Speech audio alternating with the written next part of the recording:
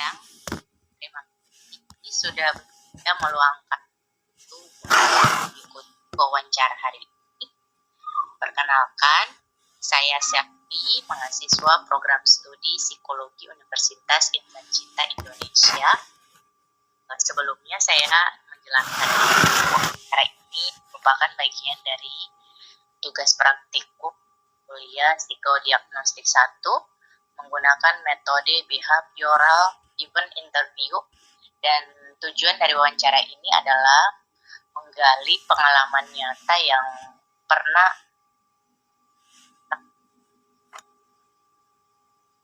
Kak Aca alami, khususnya yang berkaitan dengan kemampuan berpikir analitis. Tidak ada jawaban benar atau salah. Saya hanya berharap Kak Aca bisa menceritakan pengalaman Kak Aca dengan santai dan sedetail mungkin.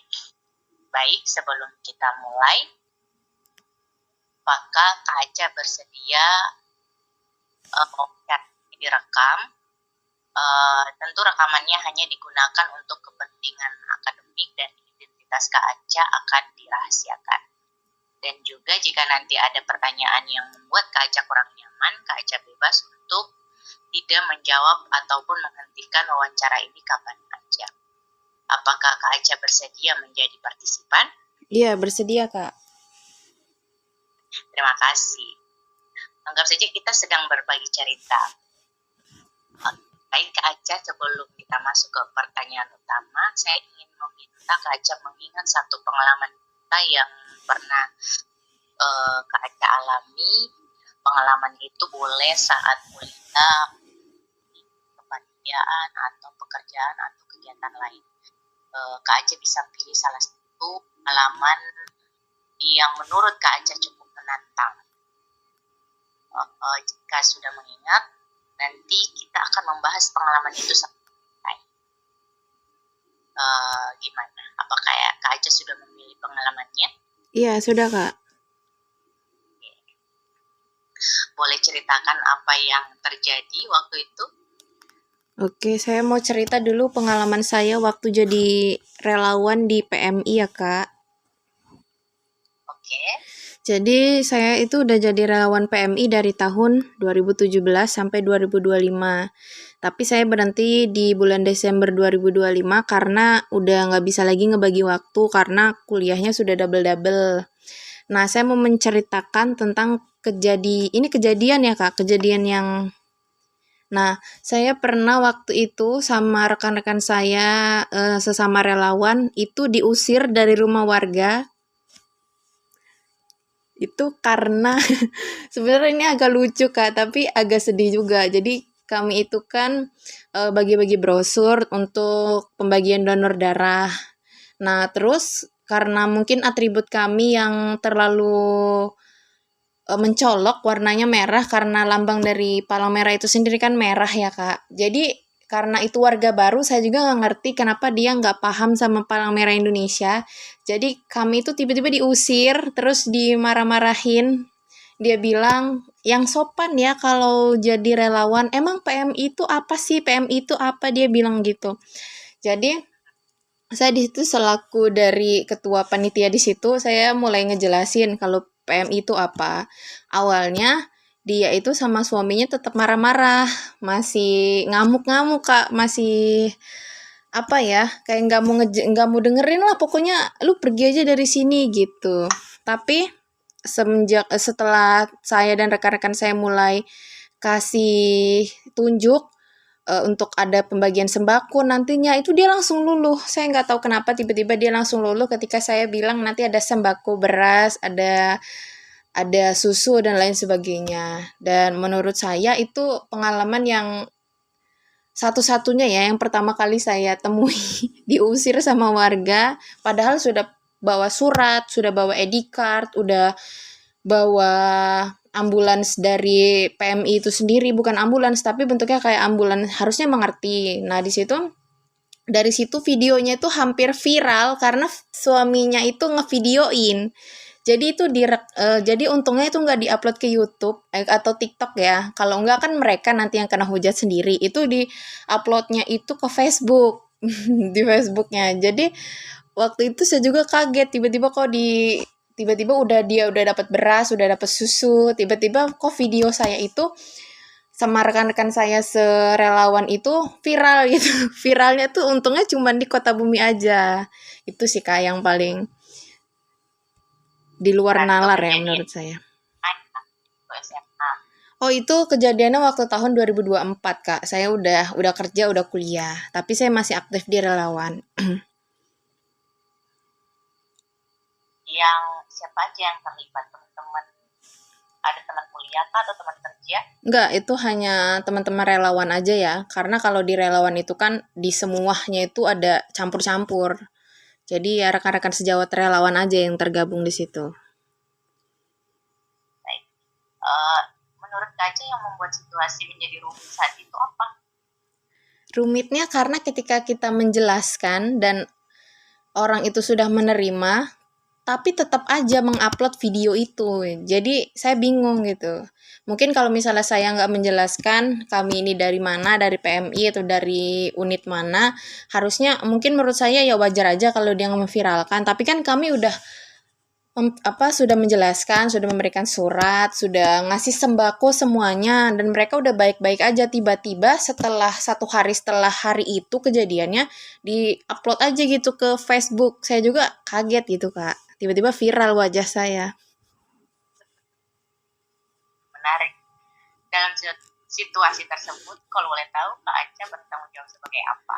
Saya di situ, ya saya sebagai ketua panitia donor darah waktu itu Kak. Sebagai panitia donor darah itu tentu ada target kah yang harus dicapai? Ya. Atau apa? Targetnya yang pastinya kita harus banyak dapat pendonor ya, karena kebutuhan darah itu sangat banyak sekali, apalagi di Lampung ini kan saya waktu itu relawannya di agak pelosok ya, namanya daerah Bunga Mayang. Itu rumah sakit aja nggak ada Kak, jadi bingung. Walaupun kayak mereka harus ke kota, itu kan harus ada persediaan darah gitu ya di unit Bunga Mayang, itu nggak ada sama sekali. Jadi untuk targetnya itu harus memenuhi kantong darah yang ada di puskesmas atau unit PMI di Bunga Mayang itu. Jadi kalau misalnya targetnya tidak tercapai, kira-kira dampaknya apa? Dampaknya sebenarnya nggak langsung ke Palang Merahnya, tapi ke warganya sendiri. Karena pernah ada kasus, itu dia kecelakaan. Jadi Bunga Mayang itu Kak, gambarannya itu kayak pelosok banget, kayak rumah hantu gitu. Jadi jarak dari rumah warga ke pasar itu aja harus 1,5 jam gitu. Itu yang paling di kota. Jadi pernah ada kejadian kecelakaan, itu cuman butuh 1 kantong darah, jadi untuk ke kota itu butuh waktu 3 jam. Nah, karena nggak ada persediaan kantong darah di PMI unit sana dan di puskesmas sana, jadi innalillahi wa inna ilaihi rajiun, si korban itu meninggal gitu karena kekurangan darah itu. Jadi hal pertama atau langkah awal yang bisa lakukan saat itu apa? Yang pertama pasti rapat ya Kak, karena sebuah organisasi itu kan nggak akan berdiri tanpa rapat. Di situ rapat ya kita harus benar-benar memenuhi kantong darah di situ. Musyawarah sama relawan yang di Bunga Mayang sama yang di unit saya yang sebenarnya. Apakah ada pendapat orang lain yang Kak Aca pertimbangkan untuk bisa mencapai target itu atau gimana? Pertimbang, maksudnya gimana Kak? Dalam membuat langkah atau tadi hal pertama yang Kak Aca lakukan itu ada menerima pendapat orang lain atau ada masukan orang lain sehingga itu benar-benar bersama-sama memikirkan memang langkah awalnya yang dari Oh ada itu dari ketua PMI Provinsi Lampungnya langsung ya, karena itu kan beritanya mencuat kemana-mana sampai ke Pulau Jawa juga. Nah di situ beliau itu ngasih pendapat ke kami, ngasih masukan ke kami untuk membangun lagi namanya itu kalau di PMI itu rantai donor. Jadi nggak hanya rakyat-rakyat Bunga Mayang aja yang harus darahnya ada di situ, tapi dari kota bumi Lampung Utara, dari Bandar Lampung, dari Lampung Timur, Barat, Selatan itu dijadikan satu gitu Kak. Jadi kantong darahnya tuh bisa cepat terpenuhi. Cuman ya gitu, orang-orangnya itu banyak yang itu kan bukan daerah saya gitu. Gitu Kak.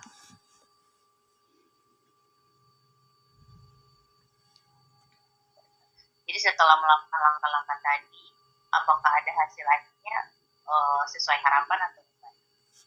Hasil akhirnya sebenarnya ada, karena banyak juga masyarakat yang setuju karena udah diceritakan, karena beritanya juga udah viral gitu. Tapi ada juga yang di pelosok-pelosok yang saya jelaskan tadi, yang sampai saya sama rekan-rekan saya diusir gitu. Tapi lebih banyak orang yang pengertian sih Kak, daripada orang-orang yang mungkin lagi pusing kali ya, malah dimintain darah kan dia tambah pusing gitu. Oke, masalahnya selesai atau gimana? Untuk masalahnya lumayan terminimalisir ya karena adanya kantong darah tersebut, karena waktu ada kayak pendarahan atau ada kecelakaan itu bisa ditangani di unit sana, jadi nggak harus masuk ke kota dulu gitu Kak. Oke, menarik. Oke, Kak Aca, jadi setelah mengalami kejadian tadi itu apa pelajaran terbesar yang Kak Aca dapatkan?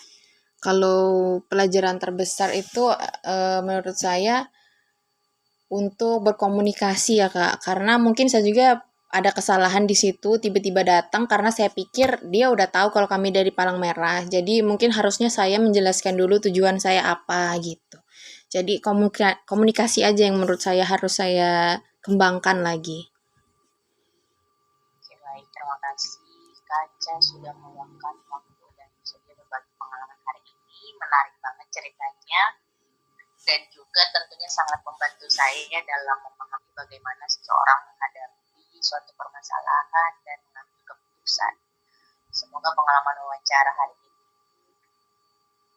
menjadi kesempatan untuk merefleksikan pengalaman, kesempatan untuk saya merefleksikan pengalaman yang pernah Kak alami. Terima kasih sekali lagi. Sama-sama Kak.